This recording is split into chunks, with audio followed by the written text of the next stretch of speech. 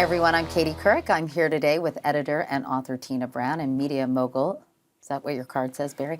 Barry Diller, who together launched the Daily Beast just about a year ago. We're going to be talking about the anniversary, the changing media landscape, and I'm sure a lot of other things. First, thanks to our sponsor, though, Dove. You use Dove, don't you, Barry? Oh, sure, for everything. I do now. You enjoy a little snack of Dove late at night? Yeah, a little Dove chip. All right, so let me start by asking you, first of all, happy anniversary. Thank you. Were you ever worried that you wouldn't see it, or that this enterprise wouldn't last a year? Did that ever cross your mind, Tina? It crossed my mind pretty much every day. But fortunately, I had the king of the beast here who I never thought that, of course. Emboldened us to, you to can't go forward. think that way about anything. That's just not in your DNA, is it? Well, you can't. I mean, it's crazy. Why? The one thing you do is you know that things take a while. Usually anything good that's iterative, meaning it's not like you're doing a performance of an opera where I have to go tonight, but it's not like it's a one-off thing that when you get to town, you have your opening night, it's your opening night, that's it. These things, these program concepts are completely iterative, and so to pay attention to it at a very early, I'm shocked that we are as far along as we are. That's the real shock to me. The excitement for us actually was launching right into the election. We came out about October the 5th, and it just kind of took off like a rocket on the momentum of that election, which was such a kind of white-hot election. And pretty much right out of the box, we had Christopher Buckley coming on the Beast and saying that he was going to switch from being a conservative for the rest of, for the whole of his life into voting for Obama. And that just kind of went crazy. And that was like a kind of great boost that just took us right up the mountain. And that really did create a lot of buzz, which you're kind of the expert on, I think, Tina. Do you think the buzz has continued, or has it been hard to maintain the interest? Because a lot of media organizations, as you both know, are seeing that since the election, kind of this fervor about every little bit of information that is out there has slightly subsided. At first I was worried about that. I thought, well, how are we going to maintain that kind of momentum? But actually we have found that there's always just a story that if you want to get on it, it'll just take off. I mean, we've had also kind of successful bits and franchises that have sort of grown. Like we've got John Avlon writing for us, and he's been writing pieces about what he calls the wingnuts, the people who are, in a way, the lunatic fringe. And every time Avlon writes on the site, it just goes boom. People are really, really engaged by what he has to say about this strange, angry moment in America.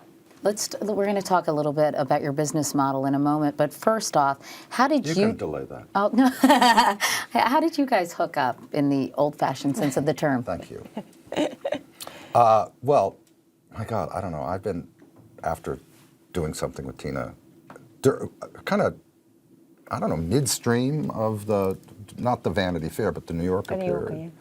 Because I thought it was always time to do something different. And so I always wanted to do something. And then when, I don't know, was it a couple of years ago or whatever? Yes. Now, is it mine or is it Dionne's? Because Dionne, my wife, says, this is my idea. This had nothing to do with you. Well, Dionne kind of helped to birth it, there's no question, because she kept saying to me after I left Talk magazine, when that ended, and I was about to write my book, she kept saying to me, you should do something online. You really ought to start something that's like a kind of vibrant thing online. And she was always sort of saying that to me.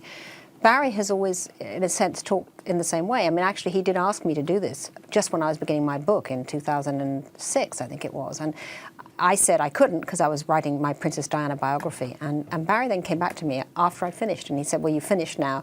What about it? And, at that moment, I just thought, why not? I've been in my cave writing. You know how it is when you write, you sit there, in your tracksuit, like speaking to nobody, and I just wasn't ready to go back into the cave. And I just thought, wouldn't it be fun just to kind of spend 6 months sort of trying to do something, and then if Barry likes it, great. If he doesn't matter, I go back into the cave. But he liked what we had to see. Well, I thought it was, first of all, it to me was also, it's a complete experiment to, so to speak, create something. And the thing you shouldn't do, alluding to what I was talking about earlier, is say, we're opening on X date. What I said is, look, we'll start. No harm, no foul. Right. At any time, we can both say, we're not doing this. And we'll spend the money it takes to get it to the point that we say, oh, okay, let's try. And that kind of that thing of essentially doing it in workshop, because Yeah. I love workshop. Well, I it's so I think, similar to the Barry web. loves It's process. organic. I It's an think organic workshop thing, right? is the real thing you do. You figure it out all by yourselves, and then you decide to actually try it. And then what you do is you start whatever you are in that process, and then you keep trying to kind of build from there to something that then hopefully you have no opening night, and you slide into it, and 8 months or a year. I mean, I don't know, did we ever announce that we were doing this? No, we decided to just put it up one day. Yeah. Well, I And know we did. Barry's a big fan of the soft launch. Yeah, and also I'd learned, by the way, after that kind of crazy, megaphone of the talk launch when we launched on Liberty Island with 5,000 celebrities, and it was just insane. And David Brown always used to say, the filmmaker always used to say, never have an opening that's better than the movie. And that is absolutely right. I learned from that, and Barry's always smartly been. No, I just think it's the only thing you can do in something that's like, with Jay Leno. I mean, Poor guy. he goes on the, he's in this probably, well, Jay, he's probably in it for the next 40 years, but he's in it certainly for the next years. And of course, since it's every night, it's not exactly, it's like you're doing one show. The number of people who said, oh my God, that was so terrible, and whatever. I mean, it's so dumb. It is. You People are shouldn't very pay attention to that thing for months. People are hostile to process, though, I think, in a funny way. I mean, all of us By in the the way, creative the business. media is hostile to process. Very, very hostile to it. Very, listen, you've been there. Yeah, no, I They're think hostile. sometimes people don't want to see the sausage being made, or you think that people will join you in the creative process and appreciate that you're going to try some things, and if you have the attitude of we're going to try some things, they may not work.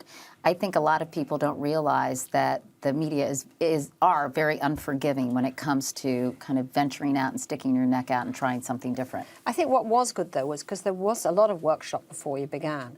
And it was great working with Barry because he does dig the process and he understands how that detail is so important. And so we did a lot of rounds, a lot of working it up. Like, when you say that, what did you guys Well, I mean, talk working about? with the designers, coming up with No, you dummies, actually, looking at it on the it's not screen. like you talk about it. You actually do it. But you do it without essentially like doing this and not turning the camera on, or turning it on with invisible ink, so it can be erased in like 20 minutes after you've looked at it. You use the tools. You make like you're doing it, and then as you get to the time that you're actually going to let other people see it, you do it in place as much as you can to get it even minimal good.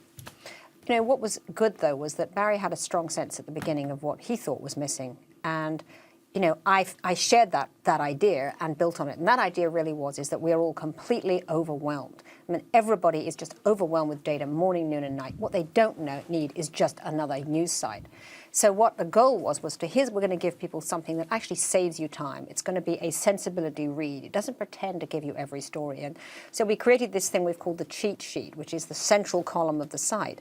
And that's the 10 stories which rotate during the day, which says this is amusing, this is stimulating, this is important, this is essential. Do you think That's that the changes spine. enough, Tina? Do you think the cheat sheet, I mean, do you want to do it so it's an almost hourly thing? I mean, I know that's very difficult, but some complaints about, we want it now, we want it quickly. When you click on a site multiple times during the day, sometimes you want to say, okay, I want to know what's happening right now. Well, by the way, one of the things we did do is we created another part of the site, which is what's just happened. In other words, what's new and fresh this minute. And it literally, throughout the day, it updates itself. And so at any time you go in, for instance, right now it's 3:15. Right. And it would say at 2:58, at 1:30, so since when you last went in, it's like a very good, He quick wanted way. that. He's very impatient. Yeah, Well, because people are It's true. insatiable. I know, they are. They're People insatiable. want, I mean, you know No, how it's true. people are, People want to especially know. now with the Absolutely. internet. Absolutely. One thing, the other thing that we really wanted to do, and I really felt was very important, was to make it visually very attractive. We've got a terrific picture editor because I came out of magazines. I've sort of felt that having great editing in the pictures, really paying attention to the visuals, was incredibly important. So the site is very kind of visually driven, very attractive looking. Actually, that was important to us. We wanted to make it a bit more of a magazine in the way it looked, in a sense, while actually performing the role of a newspaper and a news entity. How's it different than the Huffington Post, would you say? It's From very beginning to end. I mean, I very much like Ariana, and I like a lot of the concept of the Post. I think what she did was really great. But this isn't that at all. Mm-hmm. No, I mean, our site is much more of a curated site than the Huffington Post is. You know, the Huffington Post, you know, its strength in a sense is it has this big sort of, you know, voices come in and out and they post and they just, but for the Beast, it's really about a very curated site. You know, we only post those 10 stories in the first thing and they rotate during the day. There's never more than 10 news stories down the front. And the rest of it is absolutely sort of assigned in the house. The rest of it on the left-hand side of the page is about the stuff that we, you know, assign and reject. You know, we reject a lot. You know, the only way we feel we can really keep the quality up is by saying no, you know. And the Post, by the way, excuse me, the Post is a blog. Well, Huffington Post is a blog. This isn't a blog. So that kind of does it right there. Yeah. Well, who's your target audience? I mean, do you have a particular reader in mind when you post these stories in terms of and created the sensibility? I feel we're editing for this have already informed, you know, the more sophisticated reader, the more affluent reader, the reader who already has, you know, a busy and information-filled life, but who's looking for a sensibility to take them to the places that are the most interesting and give them the more insider take on it. We're really achieving that too. The audience is very much about, you know, 25 to 45-year-old people who are in the professional world, you know, who have a higher income, who really probably already read 2 or 3 other news things every day. I think it's for people who are engaged, just simply engaged. Engaged in life, engaged in curiosity, engaged in the political process and things like that. Just engaged. If it were a magazine, would it be Vanity Fair, The New Yorker? What would it be? Time? It would be that missing magazine that I tried to do afterwards, which was exactly that, really, which tried to combine, you know, the news and the magazine concept, you know, because the metabolism of our news cycle is now so fast, but we still want to have that creative magazine approach to the world because you can't just update like an AP wire. So it's funny enough, it's a combination of those two. But it is an internet invention. That's what I was really interested in. It was not doing something that was there or replicating from another medium something, but actually to say, okay, here are the properties of the internet. Here's what the internet does. And then here's what editorship does. And what can you make out of that? And so it is really not, I mean, you can say that certainly there are pieces in it that have been in probably every magazine. But it really is, it's a purebred internet invention. I do think it's much easier, in a sense, to establish a strong voice when it comes out of the box as an internet invention. I think that, you know, if I'd been trying to do something like this attached to a magazine or to a news organization, you're so kind of freighted down with that DNA. Whereas when you're creating something from scratch, it just invents itself as it goes along in this wonderful kind of racing tempo, which is incredibly exciting. We just launched a new entertainment section this last week, which we've called Sexy Beast.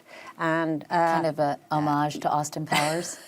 Just an homage to, you know, guys with their shirts off, but you know, and it's a combination of fashion and entertainment. It has its own look, it has its own tempo already. It's completely roaring out of the box. It's just incredible fun to see it taking shape. All right, how do you make money on this thing? I mean, did you not get the memo that these sites are not really money makers? Here's the thing, which is, first of all, I think we're at the earliest stage of this, and I think all the noise and all of the doom of print and all of the craziness that all of the media folk are all so incestuous and otherwise cracked down on. I think we're very early in the internet. If this, and it's already gotten more audience, I mean, we're up to like 3 million uniques a month, which to anyone who knows anything about this, in this short a period of time is virtually impossible. And we haven't done any advertising. We didn't really tell anyone we were starting. So we've got audience. And if you have audience, I believe money follows. Now, the model for this is not to take in advertising like most internet sites do. New York Times, CBS.com, whatever it is, survives purely on what's called display advertising. That's not going to support anything. What will support something is when the internet evolves, which is the next evolution a year, 2, 3 from today, where in fact, like magazines, which is, to me, something of an analogy, the ads are also art. The ads are not little banners and whistles and tiny little things, but actually breathe fully and are integrated in some fashion. Like I don't mean the Bottega Veneta ad that you guys exactly. did. Thank you for Absolutely shorthanding. right. So that Bottega always need Veneta, editing. luxury brand, never come online before. They did this integrated advertising with us, where it was very interactive, it was a very beautiful looking experience. And you've done something with Nestea too, right? You did those little shorts with Nestea. No. No? I don't think I so. thought you did. Okay, well, scratch We that. can. You can have Maybe them. you'd like to. We'd like to. Yes. Nestea? Yes, I Yeah. would love that. But the thing is I just think that advertising and other revenue streams are going to come along relatively soon. So you're not really worried about it? Well, no, not. I mean, I know this. At a point, you have to have revenue. Right. But I think to force revenue early, I mean, I kept ads off of this at the early stage. I still have, I took a note that day because I actually had Barry calling me and saying, get that ad off your site.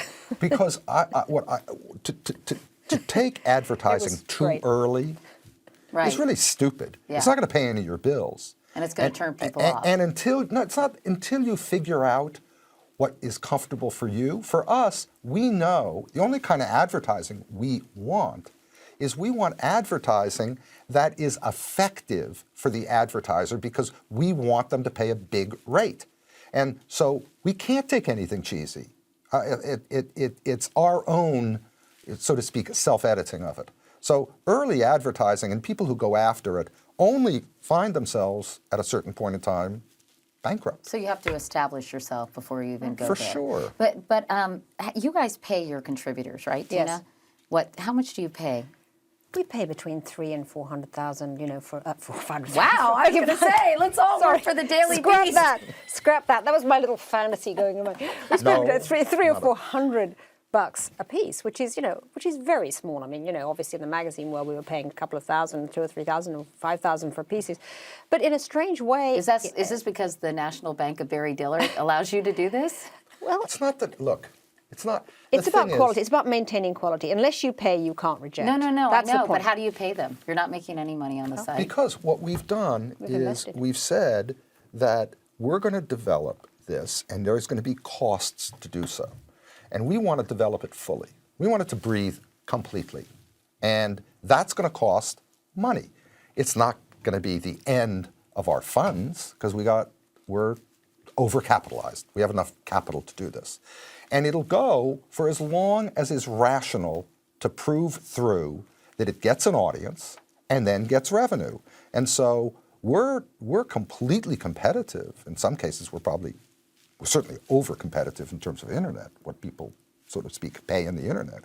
But we'll pay what it costs to get this idea across on the faith that the investment will come through. Tina, as newspapers continue to fold and magazines, you get your magazines and they're about yay thick, except for a few exceptions. Do you think the internet will be able to support professional journalism? And how much does that concern you? I do. I think it will support professional journalism, and I think that it's already starting to really at the Beast. I mean, the fact that we don't pay a huge amount doesn't mean that we don't have rigorous standards, about the kind of stuff we go for. We're just using writers who very often are academics. They're often, people with other jobs at the same time, people who are using our site as part of what they do, so they're not fully dependent on it. But I'm quite convinced that when this advertising really does come to bloom, it'll be well financed enough that we will be able to pay for good journalism. And I think that not for good journalism, we do good journalism now, but for longer journalism, for more journalists, for investigative journalism, all those things, I'm absolutely sure that we can. I just think that we are in a very difficult transition at the moment, where these worlds at the moment are still exploding and realigning, and there's been a kind of volcanic cultural shift really. And we're right in the middle of it. So, I mean, it's tough for the people who are caught right in that kind of gap where they're coming out of mainstream organizations and they've reached a point in their career when all of a sudden the plates are all shifting and they're looking at earning a lot less for a while. But there's no doubt in my mind that when it finally realigns, that we're actually going to see a kind of a golden age of journalism. I think you're going to see an absolute flowering again Because of advertisers journalism. are going through these growing pains too, aren't they, Barry? And sort of everybody's trying to figure it out. When you say 3 million unique viewers a month, right, which is huge. On the other hand, you know, you've got people, 12 million people watching said, you know, primetime show, if you're lucky, right?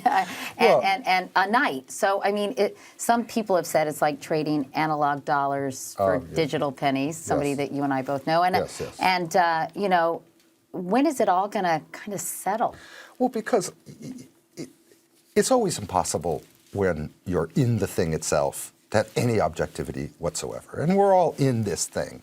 And so, and everybody wants to talk about it and write about it and do all the stuff. The truth is, we should ignore this period other than to scratch and do things that we think are interesting or can afford or whatever. This period will end probably in 3, 5, 7 years, but we're in the creative destruction period. And that is a time when all you do is wail at the gods, other than the people who are actually on the ground, doing work, changing things. What about, I know that there are people, and you're one of them, along with Rupert Murdoch, if I'm correct, who believe that people should pay for content. Well, I mean, when you say it that way, people should, of course people will pay for content. Now, don't get so impatient with me. They're not now. Because there's a mythology. The internet, you have to remember, was started by tech people. And in the first years of the internet, particularly, I mean, you know, when in the first 5 years, and we're still so young at this, the first 5 years ended in 2000. We don't even have really a first real generation. We're just kind of getting one. So when it started, all these tech people said, who cares about copyright? We don't care. What we care about is bandwidth, availability. We care about people using. Andy Grove used to say, you idiots in Hollywood, why aren't you using my chips more? You know? And the people in Hollywood said, because you don't want to pay us. And Andy said, you don't deserve to be paid. What you need to do is to expand the use of the internet because we made huge investments in making these chips that have all this capacity to put all this stuff across. Now, so in the early period, this mythology of the internet is free because the tech people couldn't care less about content, they care about plumbing. And the result of that was that in this early period, if you thought that you should get paid for something, it was kind of against the ethos of the internet. Heresy. You know? Right. Well, guess what? That is changing. A walled garden thing. But No, how do you that put is- the genie back into the It's bottle? not genie back in bottle. Perfect example, record business. For how many years now have we all been told the record business is over? Who would pay for anything, music, when you can get it for free by stealing it or by file sharing or whatever it is? This is what we've believed for a very long time. Along comes Steve Jobs and says, I'm going to create iTunes and I'm going to sell stuff for 99 cents a piece. And that's now a multi-billion-dollar business. So there is a perfect example What's happened of to the the artists, genie, though? wait a second, of the genie and the bottle being irrelevant. It was free, now you pay for it. What about the musicians who are providing the music? Well, they get paid. Not that much, though. Well, you mean They have not, to make most of their money not, through promotion not that much in and relation concerts to and not that much in relation to do that over. Not that much in relation to the previous amount of money they made when they were selling all these discs, but they're selling music and getting their relevant share from it. And over time, I believe that recorded music is going to absolutely thrive in paid forms. I think content, look, commodity content, nobody pays for and nobody will pay for. what do you mean commodity? Well, commodity content that is, you know, the plane that crashes in the Hudson. Right. In that moment when 2 trillion people are texting and doing whatever and photographing and whatever, there's not much value add. But for content that people like, that is not commodity, of course they'll pay for it. So, yeah, I mean, listen, I think they should. I mean, I I'm think- totally with but you also on it. There are a volume- lot of naysayers who are like, that's not the ethos Well, they're that's been fools. created. Do you? Well, I think They're fools. the greater the volume, the greater the need for the premium content. That's the point. I mean, the more free content there is, in a sense, the more people are craving something that they can depend on, and in the end, they will pay for that. I think Barry's right about that. In the case of us, I mean, I think it's it's a long way off, but eventually, yes. All right. Let me ask you a couple other questions. They're wrapping us up soon. But what do you think? I hate to ask you this, Barry, because I'm sort of afraid of the answer. But what do you think the future of mainstream media is? What define mainstream media? Television, networks, Well, I think that TV news. all media that was dependent upon scarcity for distribution, meaning radio, spectrum was small, television, spectrum, I mean, you could only get so much across. The cable pipe, originally small. All media that depended on scarcity is in real danger and has to figure out another definition for itself. And I think that eventually what will happen is that there'll be multiple revenue streams. I think that broadcast television will become like the cable model. It'll get paid for by advertisers for one part and subscribers for the other part. All media Carriers is going to have multiple, I believe, multiple revenue streams. And so in the next several years, I think there's going to be a lot of convulsion as people kind of reorganize the chairs on the deck. But I do think that if you've got a program or a program concept or a channel concept, and people are interested in it, it's not a commodity, then revenue will be there to support it. Again, we're in a messy transition period. You must be having fun because you had some highs and lows professionally. I've never had as much fun as the Daily Beast since I was probably sort of 25, editing my first magazine, The Tatler. There is an irrepressible excitement about working with this amazing group of young people.